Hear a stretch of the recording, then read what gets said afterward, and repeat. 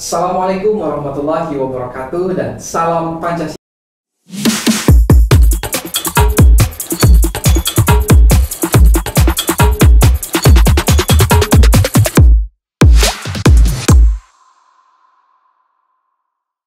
Halo Sobat Civic Podcast semua, kembali lagi pada edisi podcast kita hari ini yang tidak kalah menarik dan tidak kalah sekali dalam bahasan yang akan kita bahas pada edisi podcast kita hari ini. Nah, kawan-kawan Sobat Civic Podcast semua, ada yang beda nih dari edisi kita kali ini, di mana kita kedatangan dua orang narasumber dari teman-teman kita dari fakultas yang sama, tapi dari jurusan JIPOK yang berada di Banjarbaru. Sebelumnya mari kita sapa dulu dua orang narasumber kita pada hari ini, yaitu yang pertama adalah Alithia Putra Maulidan dan yang kedua adalah Maria Agnesia Panggabean. Halo Kak, bagaimana nih kabarnya nih Kak? Ya, alhamdulillah baik. Alhamdulillah baik sekali. Ini satu kehormatan buat kami bisa dikunjungi nih Kak. Oke, Sobat Civic Podcast semua, dengan teman-teman di JIPOK ini kita akan menggali satu topik yang kita bahas dengan tidak kalah menarik atas prestasi yang mereka dapatkan baru-baru saja ini, di mana mereka baru saja mengikuti kegiatan PPK Ormawa dengan Desa Mitra dengan membina Loncat Indah. Nah, apa sih itu? Itulah akan kita gali pada kesempatan hari ini. Nah, mungkin langsung saja nih kepada Mbak Maria, saya mau bertanya nih. Banyak nih teman-teman yang belum tahu apa sih itu PPK Ormawa, Mbak. Mungkin bisa dijawab dulu nih. Oke, baik, kepada saudara Mas Kamil ya. Ya, baik, menjawab PPK Ormawa itu apa sih? Jadi ini sebuah program dari Kemendikbud ya. Jadi kepanjangan dari PPK Ormawa itu yaitu program penguatan kapasitas organisasi kemahasiswaan, yang tentunya ini sangat bagus gitu untuk kita dalam kita melatih soft skill kita dari bagaimana kita berkreativitas, kemudian bagaimana kita cara bekerja sama, segala macam potensi kita itu digali dan kita terapkan. Dan juga di sini kita terapkan itu kepada masyarakat. Jadi dalam PPK Ormawa ini ada sebuah program seperti pengabdian dan juga pemberdayaan, dan itu ditujukan kepada masyarakat. Ya. Oke, mungkin bisa ditambahkan nih Mas Alid.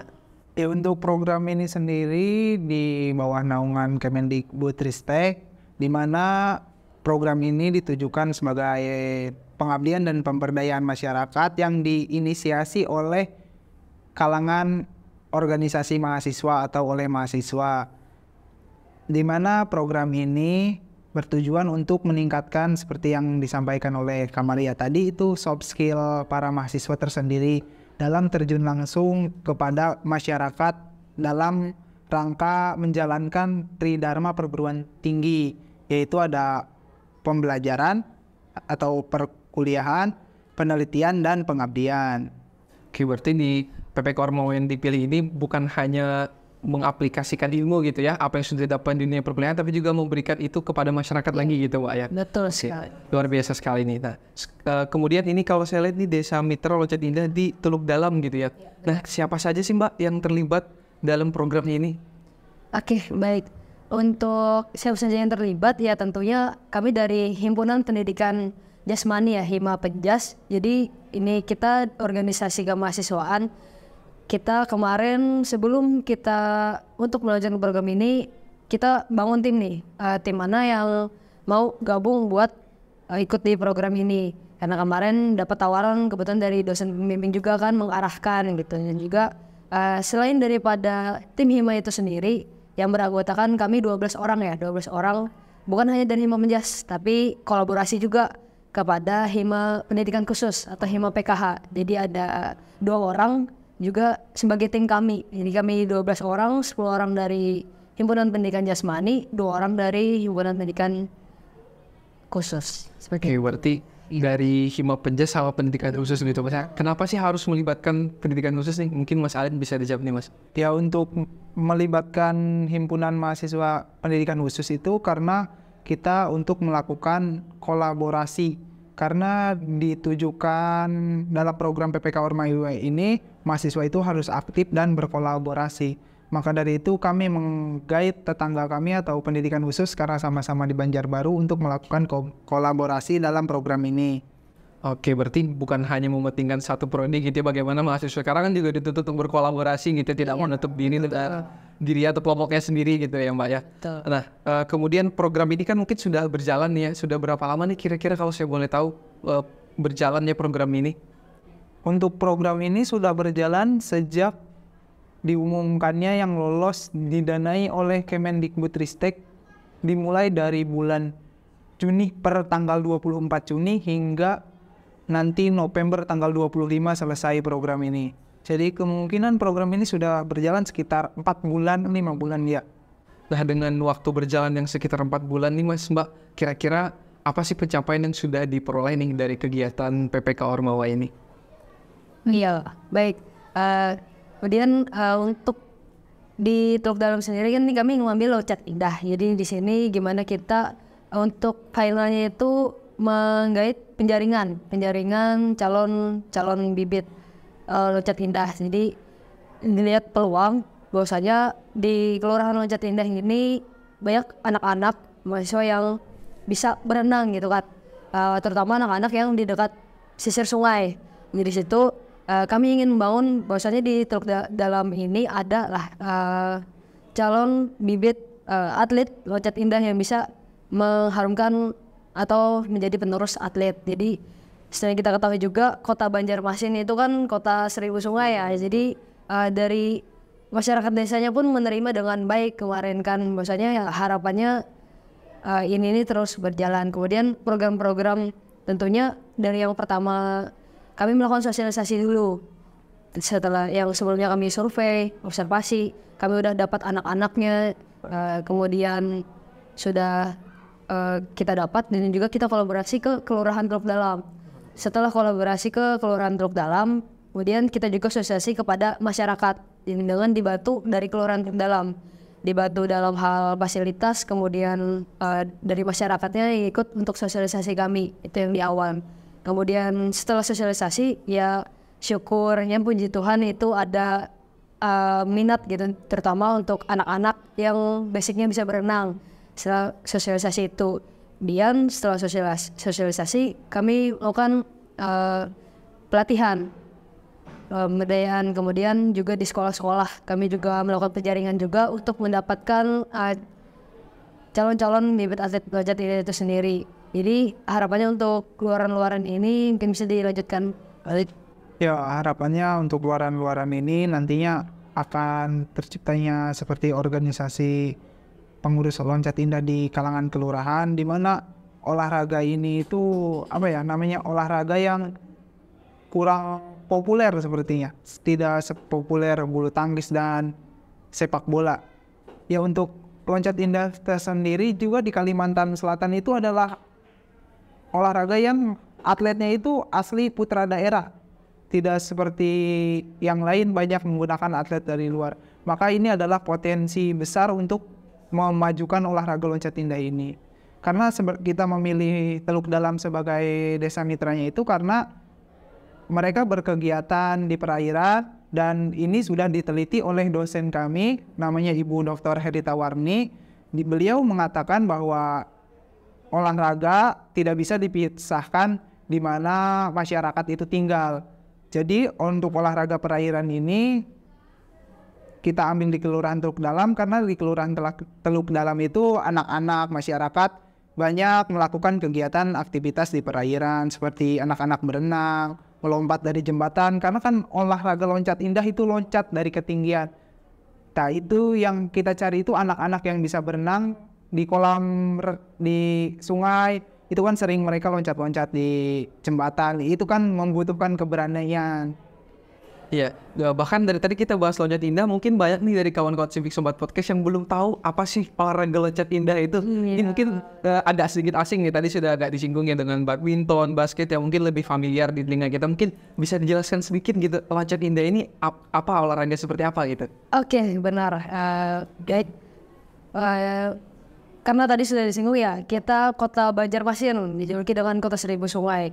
Dan juga mungkin kita sering ya ngelihat anak-anak tuh yang bisa berenang sungai-sungai, mereka kan sering loncat gitu. Tapi mereka nggak tahu bahwasanya potensi dari itu bisa lebih di luar daripada itu. Mereka bisa berprestasi di situ gitu. Jadi mungkin biasanya orang Banjar bilang tuh bertajun ke sungai. Itu kan hobi-hobi anak-anak nih, hobi-hobi anak-anak. Cuman mereka belum tahu bahwasanya itu ada cabang olahraga, yaitu loncat indah. Loncat indah sendiri itu untuk kolam itu kedalaman 7 meter bahkan lebih, dan juga itu masuk dalam cabang olahraga perairan di bawah naungi PSI itu sendiri. Dan sudah di Banjarmasin ini kebetulan dari dosen kami sendiri itu udah ada yang menjadi atlet olimpiade dan kebetulan kemarin meraih prestasi atas nama Bu Dr. Eka Purnama Indah. Ini mungkin kalau cari di YouTube ada kok videonya gitu kan. Jadi kebetulan di mata kuliah pendidikan jasmani sendiri itu ada mata kuliah loncat indah. Ya, makanya program ini sendiri kami kaitkan ke mata kuliah. Dan kebetulan saya dengan Alit juga mengambil mata kuliah loncat indah itu sendiri.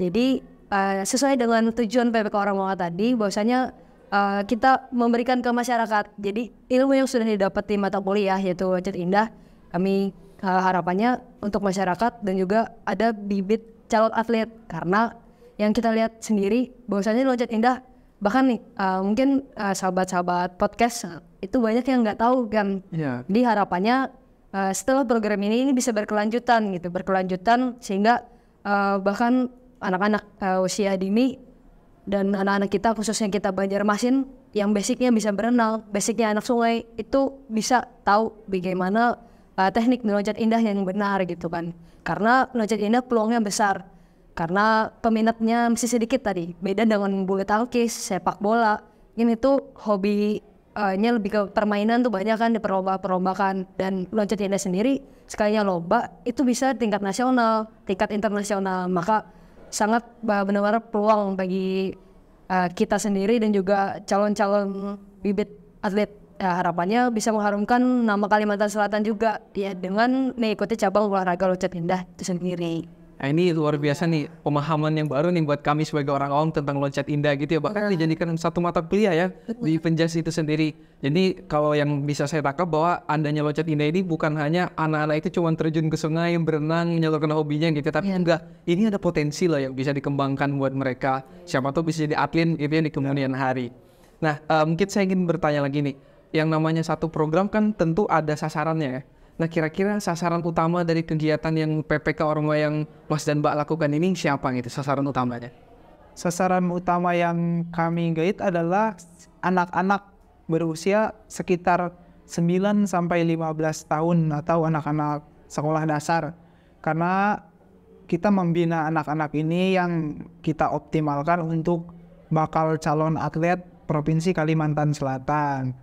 Jadi kita melakukan pembinaan dari usia dini, di mana karena olahraga loncat indah ini kita bina dari usia dini, karena olahraga loncat indah ini memerlukan pelatihan kelenturan seperti itu, maka kita latih dari usia dini. Karena sedikit gambaran lagi, olahraga loncat indah itu adalah perpaduan antara olahraga renang, senam. Jadi ketika mereka meloncat dari papan loncat, itu melakukan gerakan-gerakan akrobatik di udara sebelum masuk ke dalam air. Oke, berarti dengan menyasar anak-anak SD yang ini sudah jadi pembibitan yang sejak dini begitu ya, sehingga dia nanti SMP SMA sudah terbiasa gitu ya. Oke. Nah, kemudian kalau saya sedikit bertanya, kira-kira latihannya di mana nih Mas Mbak untuk loncat indah ini? Oke, baik. Untuk latihan loncat indah, nah ini kebetulan juga berkesinambungan dengan tempat tujuan kami PPK Ormawa Teluk Dalam.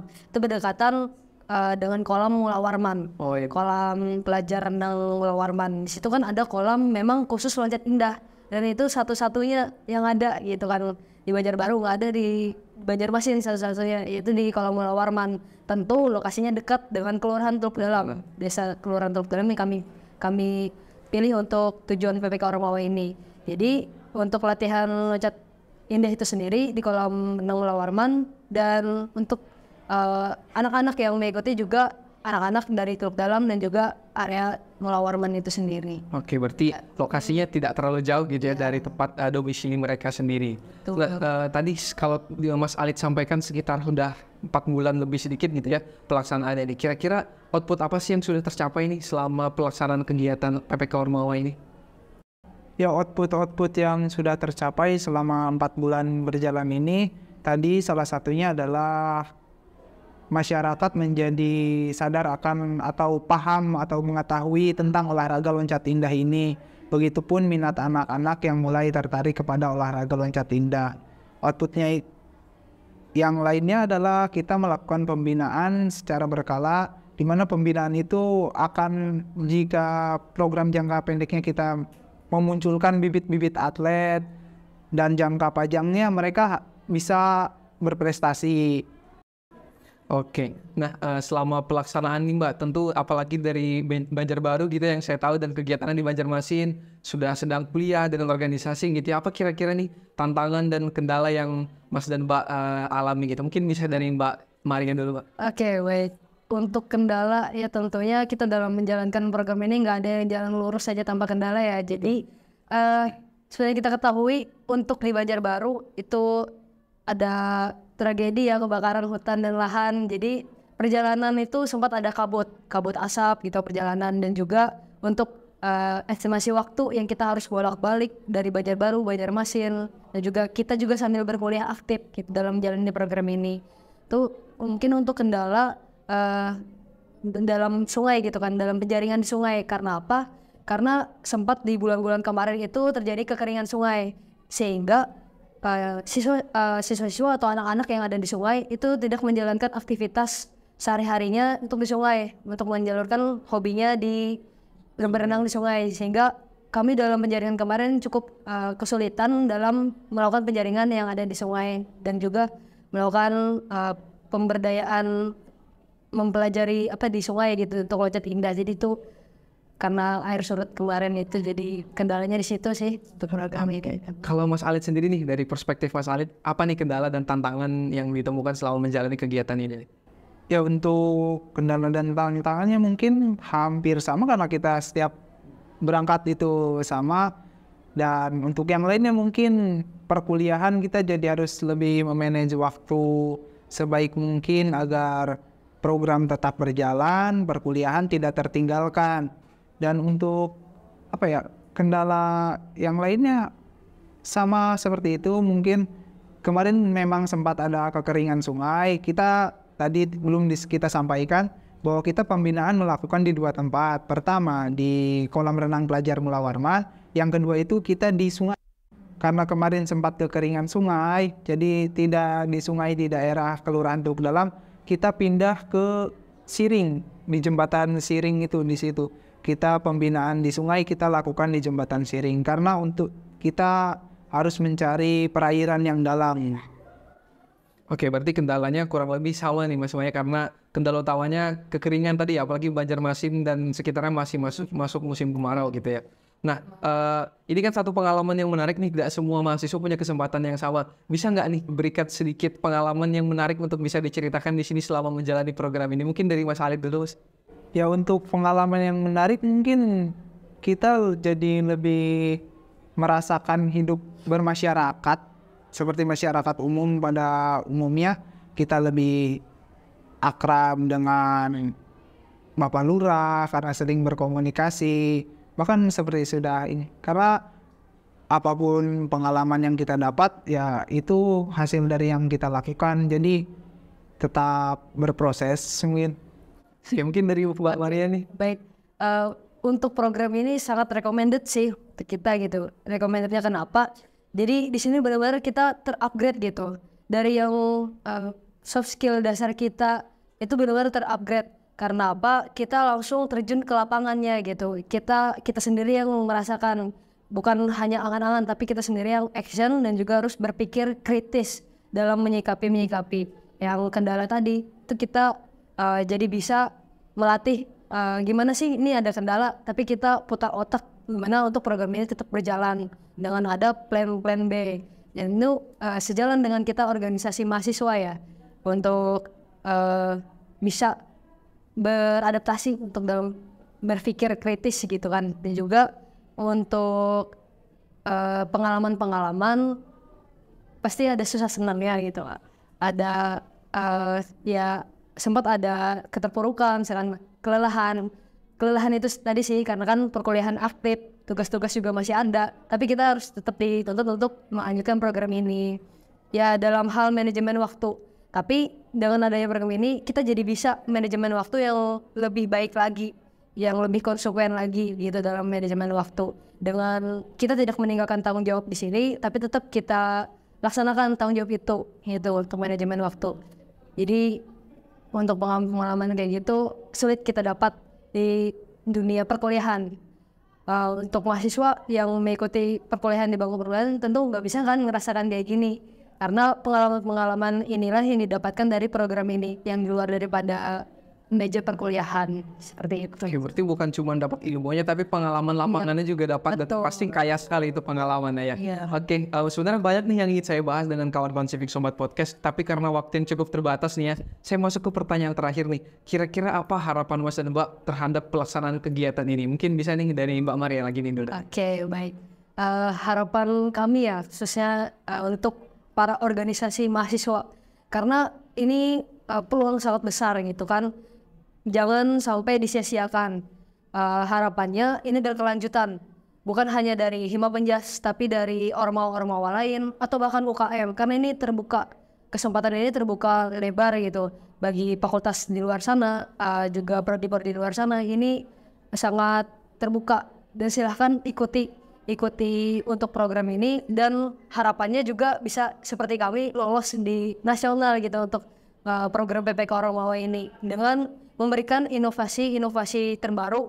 Apabila ada pemikiran terbaru gitu, dapat sebuah kasus permasalahan, itu silakan aja untuk mengajukan judul atau program PPK Ormawa ini, dan ini dilaksanakan untuk tahun depan tuh masih ada lagi seperti itu. Jadi silakan untuk kita Ormawa, organisasi mahasiswa atau UKM, silakan ikuti program ini karena program ini sangat berbenefit yang tidak bisa didapatkan dari yang di luar sana gitu kan.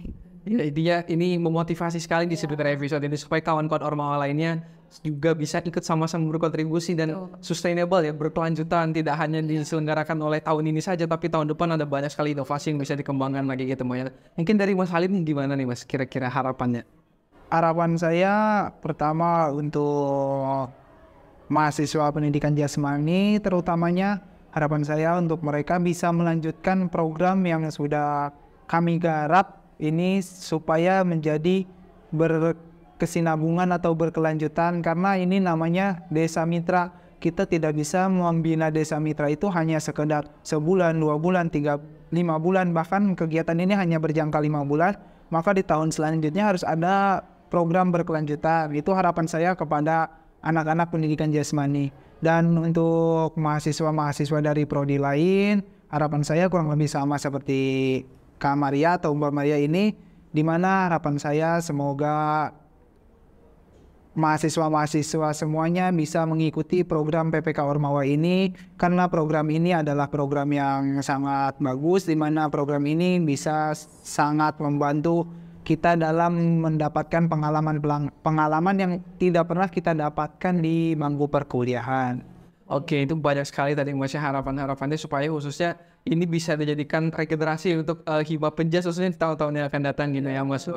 Oke, nah kawan-kawan Civic Sobat Podcast semua, itu tadi yang sudah dibahas, dan tentunya harapan kita semua dengan edisi kali ini bisa menumbuhkan motivasi nih khususnya kepada kawan-kawan Ormawa untuk bisa ikut serta berkontribusi dalam kegiatan PPK Ormawa ini. Nah, terima kasih sudah menonton edisi podcast kita pada hari ini, dan nantikan edisi-edisi podcast kita yang akan datang yang tentu tidak kalah menarik dari pembahasan kita sebelumnya. Kami ucapkan terima kasih kepada Mbak Maria, Mas Alif yang sudah mau nih datang jauh-jauh dari Banjarbaru ke Banjarmasin, satu kehormatan buat kami.